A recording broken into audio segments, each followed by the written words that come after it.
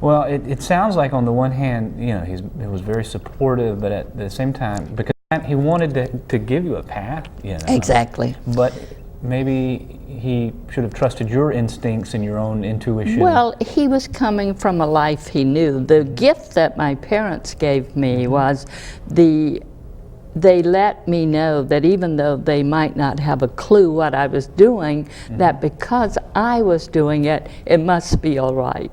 And that's an incredible gift. Oh my goodness, it so is. And if you're watching the show at home, it's, you know, it's something that I think a lot of our audience can identify with. I know I can identify with that. The thing that I'm fascinated by about your life story, and we'll get to talking about the books for sure here in a couple of minutes, is what it must have been like to have gone out on a limb to get this education. I know in my family I was one of the first to get a master's degree, and I remember those 2 or 3 years when I was working on getting the master's degree from East Carolina University, just dealing with the mental issues of, well, nobody else has done this before, so why should I be doing it? What was it that was driving you towards getting a PhD? What kept you focused and stable during those years? Well, I've always had a sense of directedness. I had a near-death experience when I was 6 that I think colors and changes one's life in ways that you may not know or be able to articulate. But I have always had a slightly different take on things. Not necessarily right, but different. But in addition, I had a number of mentors, and this is critical to people like us growing up, who help direct, help encourage, paid for clothes to go to college, insisted that's what you needed to do. And so that kept me going, and because of the financial concerns, having people who made sure that I had the financial backing was, how could you not do it then? Sure. Now, were you a good student in grade school and in high school? Yes, I was sort of nerdy, I guess. My high school, of course, had like 34 people in it, and I was valedictorian, but when I got to college, how did I know how that stacked up? Because everybody in my class was valedictorian. Sure. So there was a while when I wondered if I had somehow squeaked through some crack I wasn't supposed to, or was I really as good as other people thought I was, because of coming from this background and not having that enriched. We didn't have books at our house. So I was an honor student all the way through, and when I went to Boston University, this was in the early 60s, at the end of my freshman year, I was ranked the top student, and one of the professors came up to me and said, "I owe you an apology." And I said, "What for?" And he said, "I voted against your acceptance." And I said, "Why?" And he said, "I thought you were just going to be one of those little Georgia belles who couldn't hack it academically." What a moment. Yes, and I said, "You know, I've only been up here 9 months, but I've discovered that the South doesn't have a monopoly on prejudice." And he said, "Touché." How about that? What a story that is. Well, again, I think it's such an inspiring story. Thank you. And whether it's an education that you're trying to get, or whether it's, a dream that that a person is chasing, or whether it's a calling that might not make sense to other people. Or all of the above. We're faced with these situations. Here with a TV show, I don't have anybody in my family who's been in television. Exactly. But I feel that it's the right thing to do. But it sounds like you had some mentors who were guiding you. Well, who made it possible. I had a psychology professor when I switched from journalism, or journalism disappeared, who I didn't take my first course in psychology until my junior year.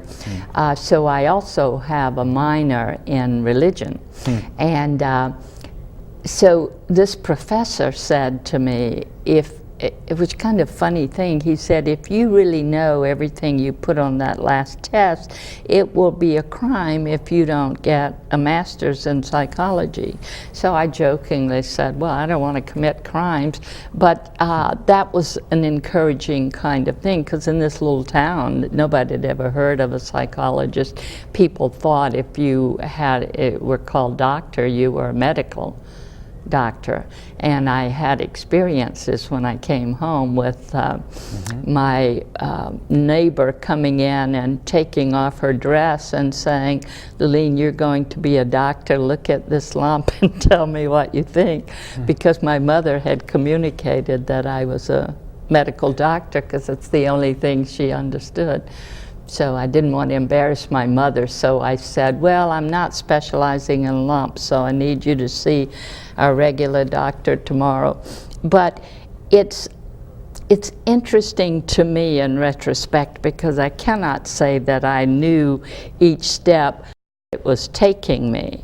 And I think that's a lesson for all of us, to just be open to the exploration, being open, sort of broadening, but it's a leap of faith. It really is. Now, what are some strategies, though, and this is kind of leading up to the knack of a happy life, what are strategies that somebody can employ to keep them focused and driven and to really achieve, you know, the best state of mind that they can achieve? What are some strategies that you see consistently among people who are successful? Yes. Well, one of the strategies is to do exactly that. If you want to be happy, put yourself around people who are.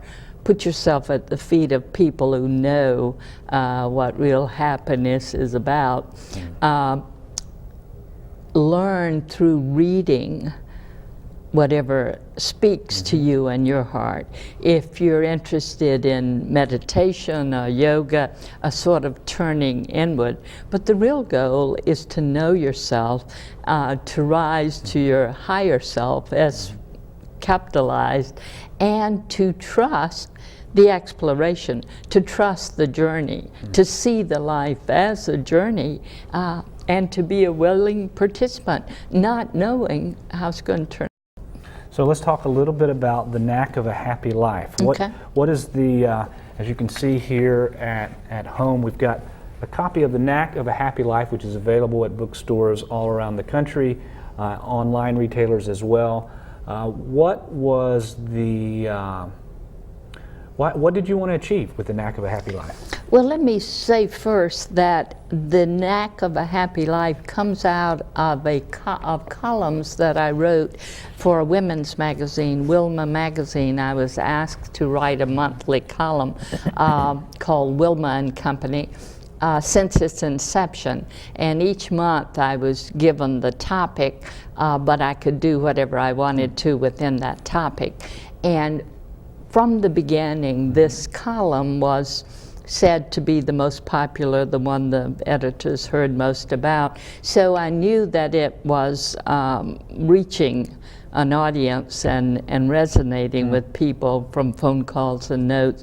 I had no idea about doing a book until into the, I've been doing it almost 5 years, into the third or fourth year, when a friend of mine who helped with the editing said, you know, these could be organized into themes and chapters and put into a book.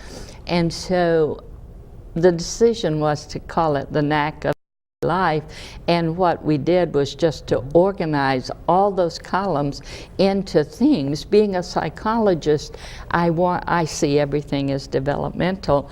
I wanted to put together something that people could look at in a developmental way. It starts out defining what the knack is, talks about how we learn the knack, we just made reference to that, talks about then the knack of being happy with self, the knack of being happy with family of origin, which is a big one for all of us, the knack of being happy with friends and community, with dating, mating, marriage, all the way up to the knack of being happy in the face of death, which is very difficult, but I think one of the most important.